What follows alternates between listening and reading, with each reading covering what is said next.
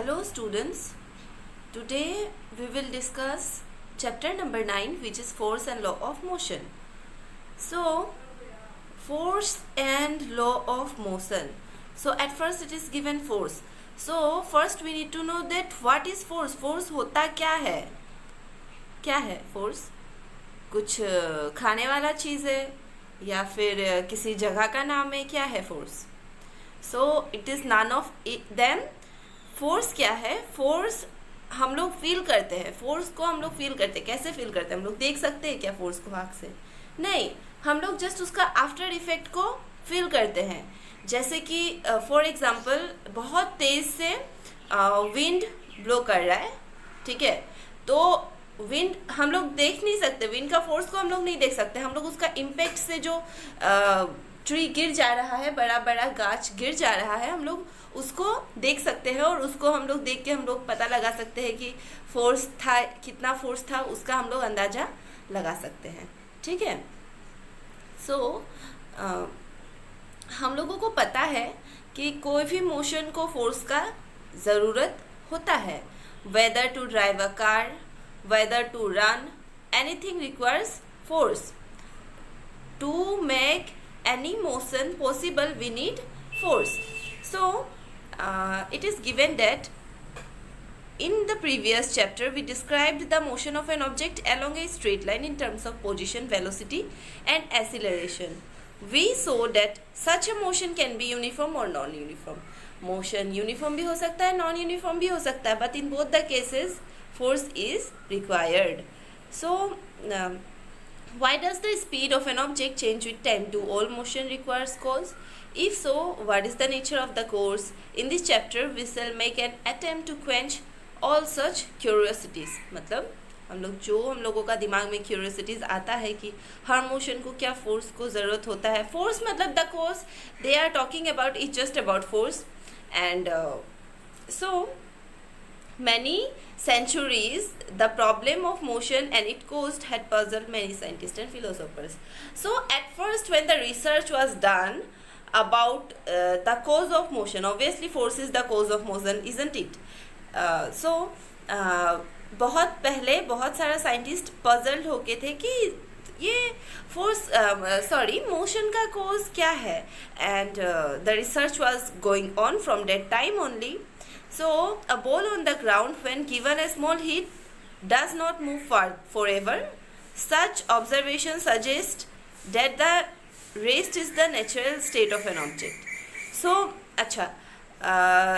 it means that when you hit a ball which is on the ground, वो आप लोगों के सामने एक बॉल है, आप लोग उसको हिट किया फिर किक किया, तो वो क्या पूरा हमेशा के लिए वो बॉल जाते रहेगा क्या? नहीं, एक पॉइंट में जाके रुक जाएगा. तो ये जो एक पॉइंट में जाके रुक जाएगा, इससे ही क्या पता लगाया गया कि नेचुरल स्टेट जो होता है वो रेस्ट में होता है. किसी भी सब्सटेंस का नेचुरल स्टेट कहाँ होता है?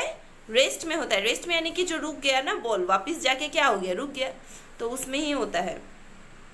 These remained the belief until Galileo Galilei and Isaac Newton developed an entirely different approach to understand motion.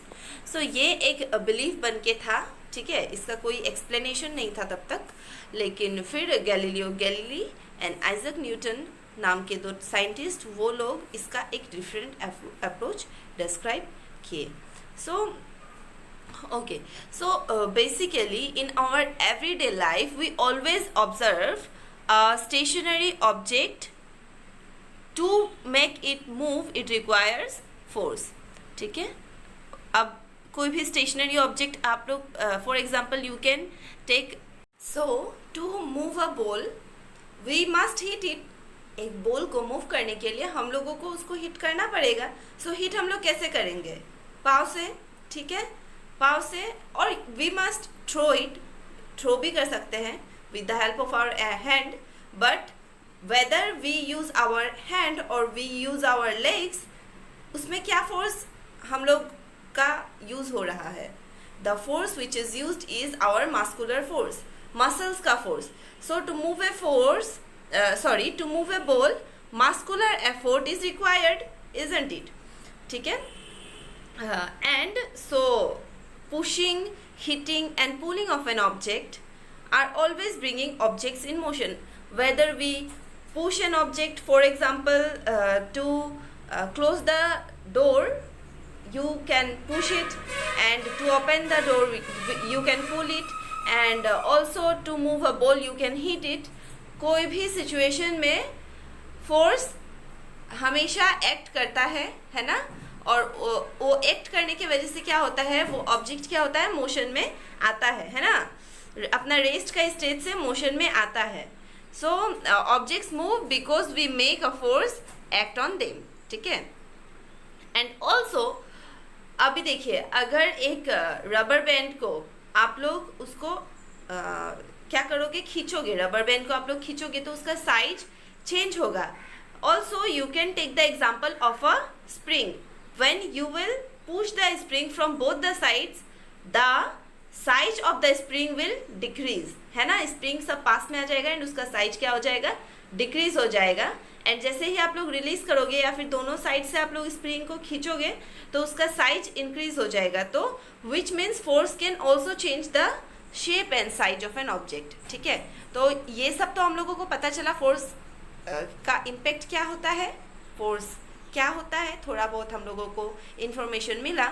Now we will know about balanced force and unbalanced force. So balanced force and unbalanced force. To understand balanced force and unbalanced force, we consider the book on your table. पकड़ लीजिए कुछ भी एक book और anything matter you have on your table. ठीक है. हम लोग जस्ट इमेजिन करेंगे कि ये होता कैसे है. तो इन केस ये पकड़ लीजिए, ये एक बुक है and this is a table. ठीक है. सो इस बुक को अगर आप लोग पकड़ लो, इससे एक स्ट्रिंग से, एक रस्सी से इसको बांध के रखे हो एंड यू आर ट्राइंग, यहाँ से भी बांध के रखे हो. ठीक है. इधर से भी बांध के रखे हो, उधर से भी बांध के रखे हो, और you are using your hand, anything like that. तो आप हम लोग पकड़ते हैं कि एक स्ट्रिंग से हम लोग इस बुक को बांध के रखे हैं and we are trying to pull this book to this direction. हम लोग पकड़ लो, ये एक्स डायरेक्शन है ना, तो यहाँ पे हम लोग उसको पुल करने का कोशिश कर रहे हैं, इस बुक को पुल करने का कोशिश कर रहे हैं. तो बुक क्या होगा, इस डायरेक्शन में मूव होगा, है ना, क्योंकि हम लोग इसको पुल कर रहे हैं तो इस डायरेक्शन में वो डेफिनेटली मूव होगा. Again we are considering a different situation जहाँ पे पकड़ लीजिए ये वाई डायरेक्शन है. हाँ, just imagine that it is Y direction and you try to pull the book from this axis, sorry this is not axis, from this string. ठीक है. तो यहाँ से जब आप लोग इसको पुल करने के लिए लोगे तो वो इस डायरेक्शन में मूव करेगा. यहाँ से पुल करेगा तो इस डायरेक्शन में, यहाँ से पुल करोगे तो इस डायरेक्शन में मूव होगा. ठीक है.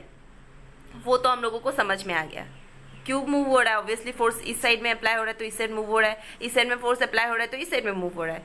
Now let us try to pull the book from both the sides. पकड़ लीजिए आप लोग दो जन हैं जिसका इक्वल अमाउंट ऑफ एनर्जी है. ठीक है. जो equal amount of force apply कर सकता है एंड वो क्या कर रहे हैं, यहाँ से भी एक जन बुक को पुल करे एंड यहाँ से भी पुल करे. तो क्या वो बुक मूव करेगा, यहाँ से भी पुल करे, यहाँ से भी पुल करे with equal amount of energy, क्या वो बुक मूव होगा, नहीं होगा. It will remain in the same position, है ना. यहाँ से भी सेम फोर्स अप्लाई हो रहा है, यहाँ से भी सेम फोर्स अप्लाई हो रहा है. So in this case the book will not move. क्यों मूव नहीं होगा, क्योंकि दोनों की तरफ तो सेम एनर्जी हो रहा है ना. तो that kind of force is called balance force. Balance force मतलब क्या, in the both direction the force is same, that is the force is balanced. Clear. ठीक है. एंड अच्छा, so in the first situation book क्यों move हो रहा था, because इस साइड तो फोर्स था ही नहीं, इस साइड का फोर्स 0 था तो वो फोर्स अनबैलेंस था. एंड ऑल्सो पकड़ लीजिए एक साइड से थोड़ा सा ज्यादा एनर्जी वाला इंसान बुक को पुल कर रहा है. ठीक है. एंड दूसरा साइड से थोड़ा सा कम एनर्जी वाला इंसान इस बुक को पुल कर रहा है. तो क्या होगा, इस साइड मूव हो जाएगा कि नहीं, क्योंकि इसका एनर्जी तो कम है. जैसे कि हम लोग टग ऑफ वॉर खेलते हैं, जिसको हम लोग नॉर्मली रस्सी टनाटनी बोलते हैं ना. तो वो टग ऑफ वॉर में क्या होता है, जिस साइड ज़्यादा एनर्जी रहता है उस साइड रस्सी चला जाता है. ठीक है. तो लाइकवाइज वैसा ही है, उस समय में अनबैलेंस्ड फोर्स किसके तरफ, जिस पार्टी के तरफ ज़्यादा अनबैलेंस्ड फोर्स अप्लाई होता है उसी पार्टी की तरफ वो रस्सी चला जाता है। लाइकवाइज यहाँ पे जिसका ज़्यादा अनबैलेंस्ड फोर्स होगा उसी की तरफ बुक चला जाएगा, and that is the example of unbalanced force. So balanced force and unbalanced force is clear out now. Let us understand a different case. But before going to that case, you need to know that to make an object move, किसी भी object को move करने के लिए हमेशा unbalanced force apply करना पड़ेगा, क्योंकि अगर आप लोग बैलेंस्ड फोर्स अप्लाई कर देते हो तो वो नॉट मूव हो जाएगा, वो मूव ही नहीं करेगा। आप लोग बैलेंस फोर्स अप्लाई कर रहे हो, इस साइड से भी अप्लाई कर रहे हो, इस साइड से भी अप्लाई कर रहे हो, तो मूव नहीं करेगा। Not move when it is balanced force, है ना। बैलेंस्ड फोर्स में मूव नहीं करता है, but when the force is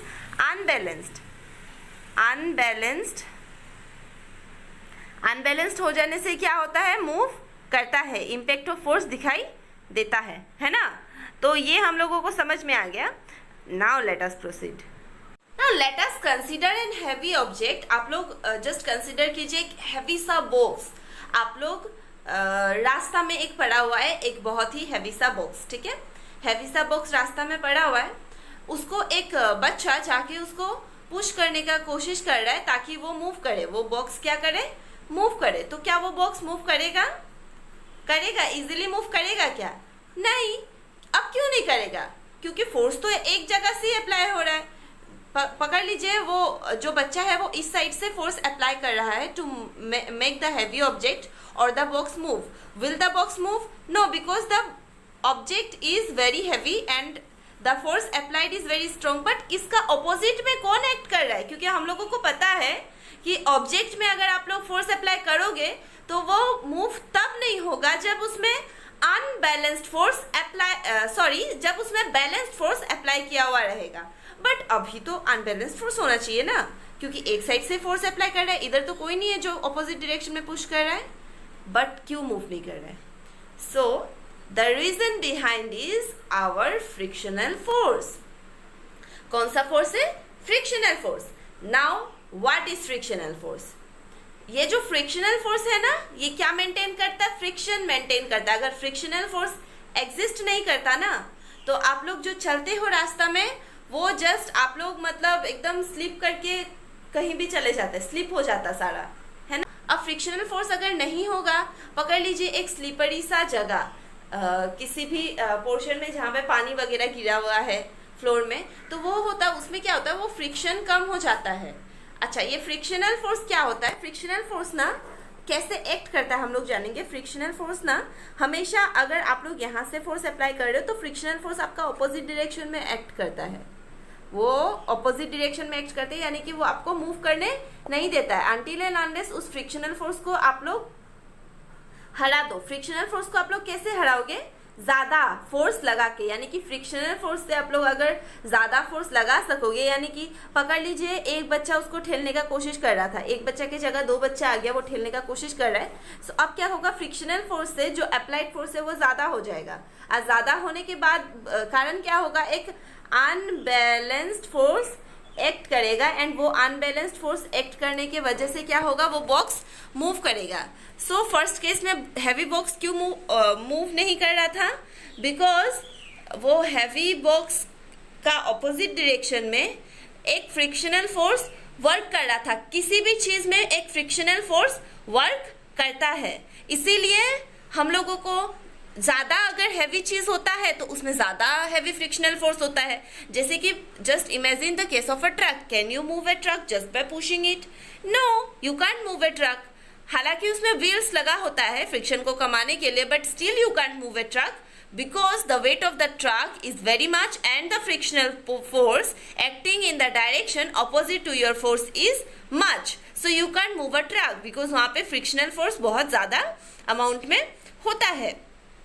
तो इसीलिए एक रफ फ्लोर में, because it is a rough floor, एक रफ फ्लोर में फ्रिक्शनल फोर्स ज़्यादा होता है और एक स्मूथ स्लीपरी फ्लोर में फ्रिक्शनल फोर्स कम होता है।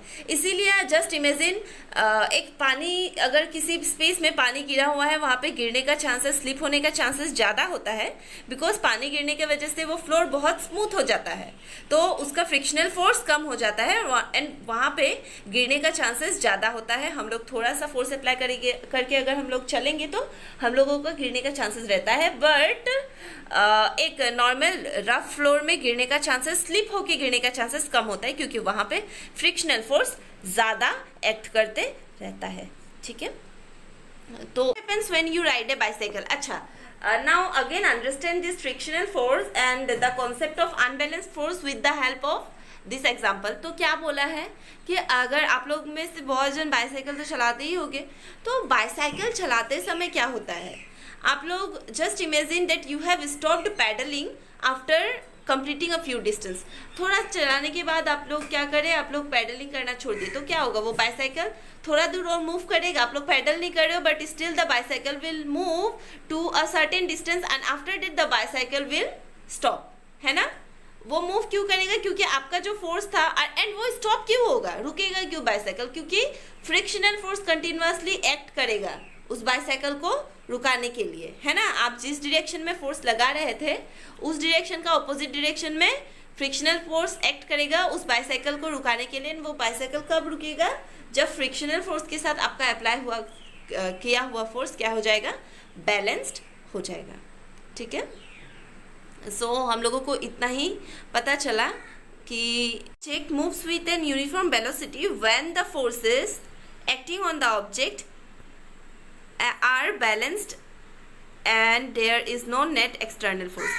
यानी कि आप जिस फोर्स से पुश कर रहे हो एंड जो फ्रिक्शनल फोर्स एक्ट कर रहा है वो दोनों इक्वल है, यानी कि बैलेंस्ड है। यहाँ से भी सेम फोर्स अप्लाई हो रहा है, वहाँ से भी सेम फोर्स अप्लाई हो रहा है। सो एक्सटर्नल फोर्स कुछ रह नहीं जा रहा है एंड उस सिचुएशन में ही क्या होगा, वो ऑब्जेक्ट बैलेंस्ड में रहेगा, यानी कि वो ऑब्जेक्ट मूव नहीं करेगा। अगर अनबैलेंस्ड फोर्स अप्लाई हुआ तो वो ऑब्जेक्ट क्या होगा, मूव करेगा और उसका स्पीड वगैरह फिर चेंज होगा। ठीक है, सो बैलेंस्ड फोर्स और अनबैलेंस्ड फोर्स आप लोगों को नॉर्मल कंसेप्ट समझ में आया। Next, the first law of motion we will discuss in the next class. Okay, so today I have given you the introduction part, I have given you the explanation of force and also the explanation of balanced force and unbalanced force. So that's all for today. Thank you.